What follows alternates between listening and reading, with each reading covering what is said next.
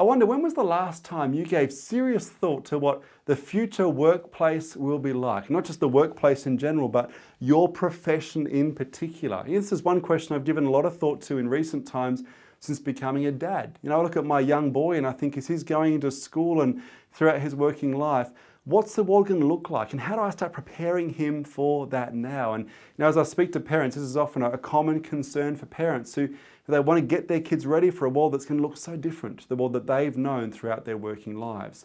And as a futurist, most of my time is spent looking at some of the forward-facing trends, things that are going to shape industries and society and our communities in the years to come. And if we look at the workplace in particular, there are 5 things we're going to see the workplace become increasingly over the coming 5, 10, 15, even 30 years. And the first thing we're going to see is workplaces that are increasingly automated.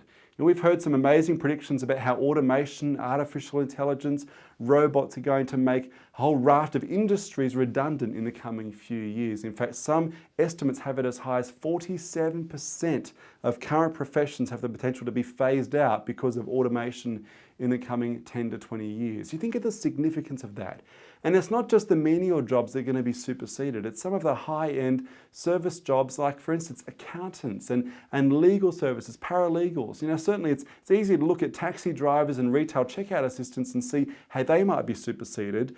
But it's other industries that you might think are safe right now that will be fundamentally impacted by automation. And one of the big forms of automation we've got to really be paying attention to is as our cars are increasingly automated. Self-driving cars are going to have the most significant difference in the way we work and the shape of our society over the coming few years, probably more so than any other trend that I'm looking at the moment. Because the moment our cars drive us everywhere, the need for drivers, but a whole lot of other ancillary services like parking stations and hire car companies, and the list goes on. Suddenly the world changes rapidly the moment our vehicles can drive themselves. And so certainly rapid automation is going to have a massive impact on the workplace of the future and even how we get to that workplace. Imagine the work you'll be able to get done if you're sitting in a car in the back catching up on emails rather than having to actually drive that vehicle. The second thing we're seeing the workplace of the future become increasingly is informal. We're seeing in even some of the most stodgy, old-fashioned, hierarchical organisations, some of the vestiges of a bygone era are beginning to disappear. We're seeing dress codes becoming relaxed. We're seeing the use of formal names and titles and the nameplate on the door and that sense of reverence to your boss that is starting to break down. Now that is going to be very confronting for some leaders who've spent their career climbing the ladder so they can have those formal positions and enjoy that sense of power.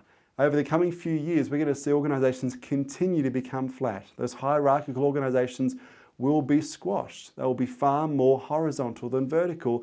And that is going to provide some interesting opportunities for collaboration, but also some fundamental changes in the whole notion of power within organisations. And a lot of that is being driven by younger generations coming through for whom the whole notion of respect and reverence is something they just don't have. They don't respect titles the way previous generations did. And if you're going to engage this group, we need to make our organisations far more informal, and we're a long way along the path to doing just that.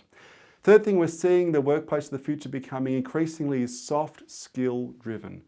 The reality is, as the world gets more automated, as roles become more automated, what are the things that are safe?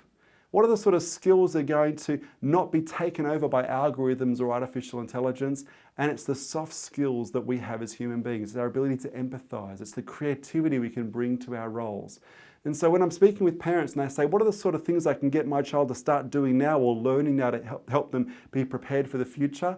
My answer is not one they were looking for, I suspect, but I'll often say, if you want your kid to be successful in the future, teach them to sell. Quite honestly, get them into a job straight out of school, straight out of university, where they're selling. Ideally selling something that is difficult to sell, because what they'll learn as a salesperson, regardless of what their role is and what sort of sales they're in the process of sales, you learn discipline, you learn resilience, how to deal with rejection. You learn about being organised. You learn, more importantly than anything else, about how to persuade. How do you connect with and persuade people who've got a different perspective to you? Those are the sort of soft skills that will serve this younger generation for decades, regardless of how things change. So soft skills will continue to be more important than hard skills in the coming few years. Number 4, we're seeing the workplace becoming increasingly portfolio-based. Forbes have predicted within 5 years, 40 to 50% of the workplace will be freelancers.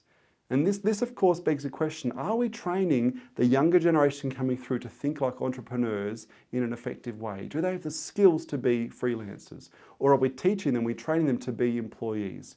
Because if almost half the workplace is going to work for themselves, that necessitates some skills that go with that. Number 5, the fifth thing we're seeing, which is one, again, we've already begun to see the trend toward, is we're seeing workplaces becoming more location flexible. Work will be less and less about a place you go to. It'll just be a thing that you do, and you'll be able to do it from any number of different locations. A number of years ago, Cisco released an interesting report looking at remote work within their organization worldwide. And they found that across all of their organization, 89% of their employees telecommuted or worked from home at least once per week. Now, if you want to look at the business case for why you would want people to work from different locations, not to all come into the office to work every single day, the business case is pretty compelling. By 89% of Cisco staff working from home at least one day a week, they save 3 million hours in commute time. That is a whole lot more productivity time that they can actually extract from work. In fact, the extra productivity that allows them equates to $370 million per year. Now, interestingly, Cisco also saved $500 million a year in real estate costs because people aren't taking up space within these high rises, rather instead of they're working from home. Now, this of course raises some interesting questions. As the workplace becomes more location flexible, what does this mean for extroverts, for instance? People for whom working from home on their own is going to be a real challenge because of their temperament. People who aren't necessarily driven or disciplined, they're going to have to learn some skills that may not come naturally to them. And yet, even though any number of these 5 may be things that you don't agree with or don't feel comfortable with, this is where we're going. This is what the workplace of the future is going to be like. And I heard it said recently, and I thought it was so true, resisting change is like trying to hold your breath. Even if you're successful, it doesn't end well. And so if this is where the workplace is going, the question for all of us is, how do we start getting ready for it now?